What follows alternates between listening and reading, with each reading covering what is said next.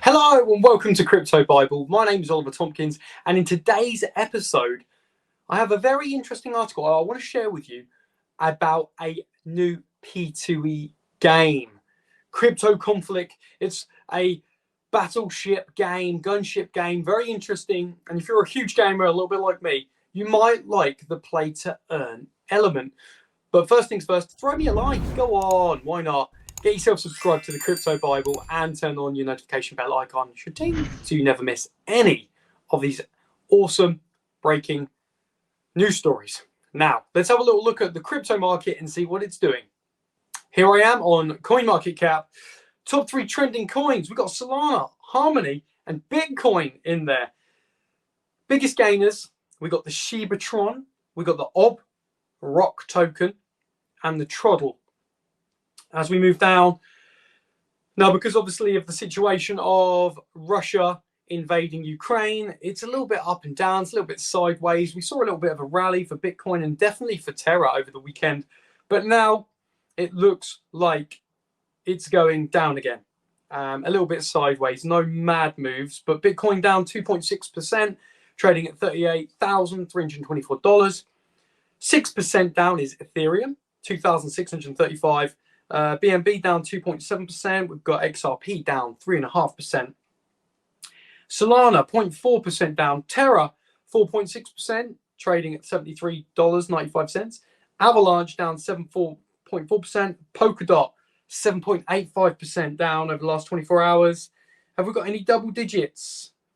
5% Cosmos. It doesn't look like there's in the top 50 coins, no double digit. Another 7.6 for Tezos. No, top 50, there we go.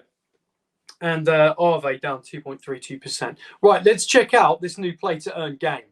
Okay, this article is from inventglobal.com and it's strategy meets play to earn. Meet the Gunship Battle Crypto Conflict devs. And there's a little bit of an interview asking the developers of this game how it's going to work. So, cool picture there. Gunship Battle, Crypto Conflict. And if you're watching this going, hang on a minute, I play that game, let me know in, obviously not the Crypto Conflict one, but the Gunship Battle. Let me know in the comments below. So Joycity's new play-to-earn game, Gunship Battle, Crypto Conflict, is about to be released. Crypto Conflict succeeds its former Gunship Battle's strategic points and has a new interest point in P2E, known as play-to-earn.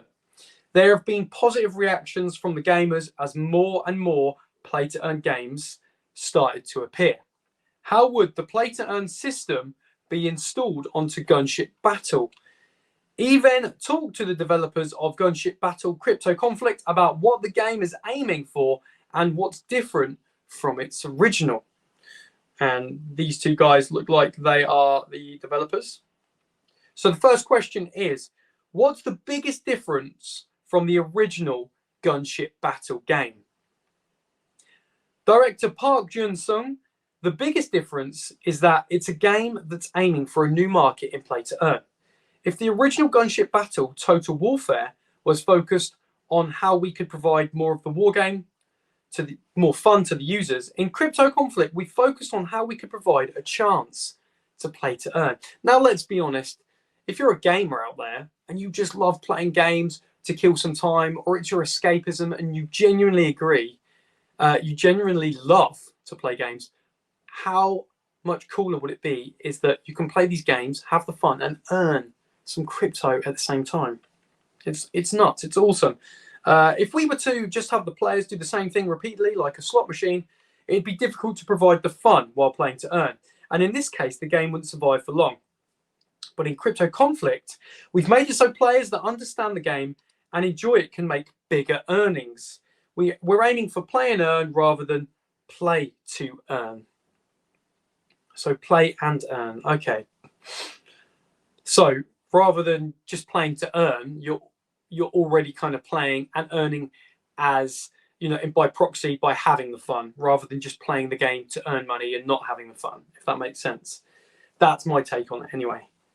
Producer Kai Dong-gyun, to explain the game content, there's a new resource called Titanium, which is the needed asset to make profits. And there are new titanium islands in the world. Titanium islands are affiliated with some cities, and more profit will go to the users that conquer the city. The competition surrounding these cities will be more intense, and I believe users will find more to enjoy in that. Another question. Other than the play to earn element, is it the same as the original game? Park says, the essence of our war game isn't in fancy graphics or unique content. Rather than that, what we have is how we could motivate the players long term and make them clutch together or compete with other groups through motivation. In Crypto Conflict, we've been focusing on how we could provide the conflict surrounding titanium, which is the P2E asset. Most of the P2E games are about direct mining content, one where users compete and with how much they've mined, but Crypto Conflict is different. The core isn't individuals, it's in the groups. To gain more advantage in mining, you have to compete. In that process, users have to go through social issues such as wars, politics, and diplomacy. Sometimes there could be treachery in rigging as well. We're preparing the game so that people could experience wars that include all of this. Okay, interesting. What was the biggest asset you paid attention to while developing Crypto Conflict? So Kai said, since there's a new resource that will be the pillar of the game, we gave the most thought into the economic structure surrounding titanium. Things have to go fluently to earn titanium, to use it, and to compete to earn more titanium. So those aspects have to be just right, not too much or not too little. If it's an individual game from the original, some users might complain. The original Gunship Battle users might not want to move. Since they've spent some money already, do you have plans to transfer the data? Now, this is an interesting game. So if you're a player on the original game and you've invested a lot in a game, I know what it's like. You invest a lot of time and energy into a game. You don't just want to jump onto the next one until you've kind of finished and built up a lot of resources in a particular game. So the idea of data transfer, let's see what they say. I don't think people would move from Gunship Battle, Total Warfare to Crypto Conflict just seeing the P2E aspects. Since Total Warfare is still doing well, we'll be providing Crypto Conflict individually. Okay. Now, Park says, we did think about transferring the data, but at the moment we can't launch the game in certain countries if there's a P2E aspect. In that situation, we thought it would be bad if we merge the servers, leaving those users behind. So it's going to be a separate entity by the sound of things.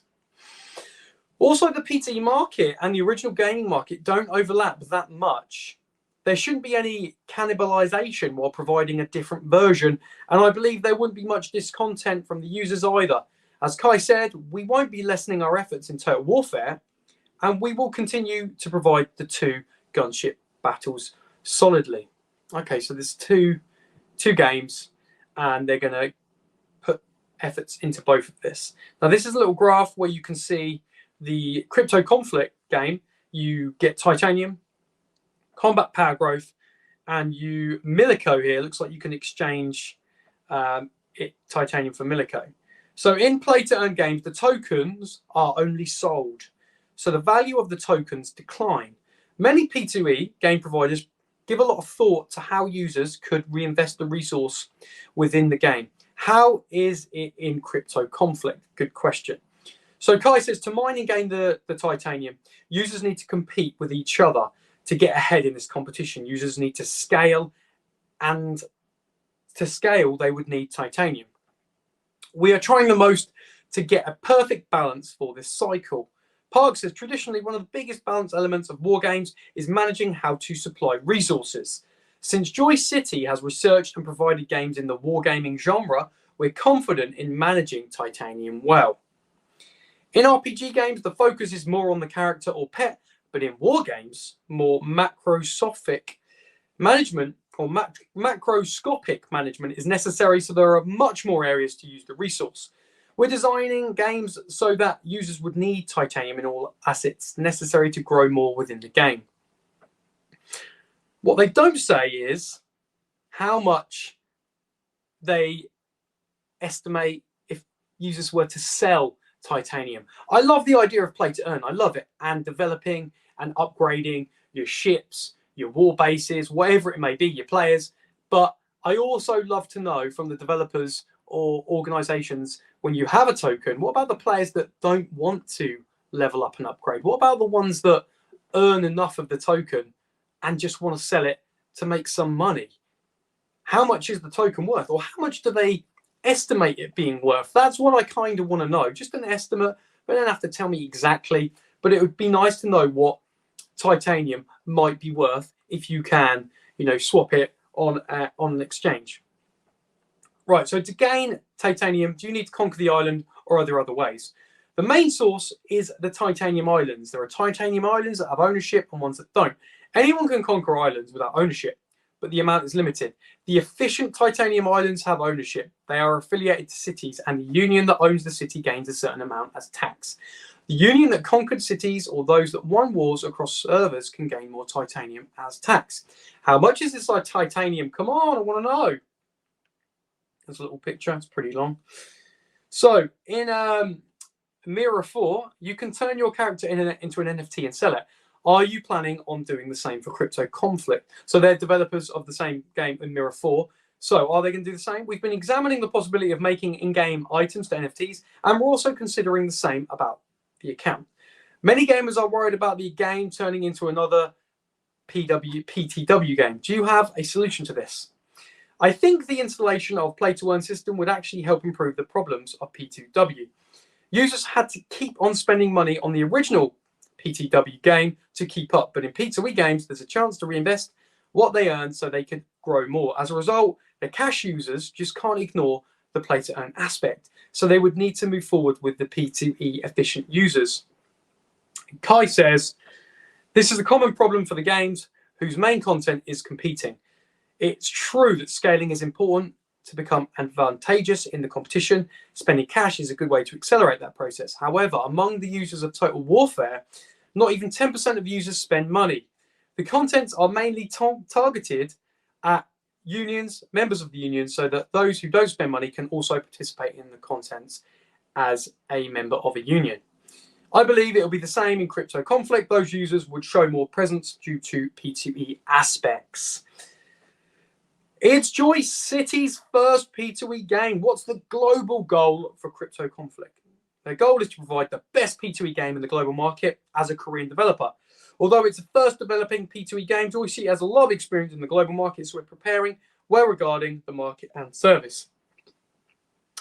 Thankfully, the reactions are really positive with the ongoing airdrop event. Recently, we hit #1 at play2earn.net in strategy and simulation. We're doing our best to keep up with the expectations, so please look forward to it. Some of the graphics there. Okay, very interesting stuff. So what do you guys think of Crypto Conflict? Is it a play-to-earn game that you think you would get your hands on? What do you think about that article today? And what do you think about play-to-earn games in general? Maybe you're playing some already. If so, let me know the names of those games in the comments section below. As always, throw me a like, get yourself subscribed to Crypto Bible, and turn on your notification bell icon, so you never miss any of our upcoming episodes. Once again, thanks very much for joining me for today's episode, and I'll see you on the next one.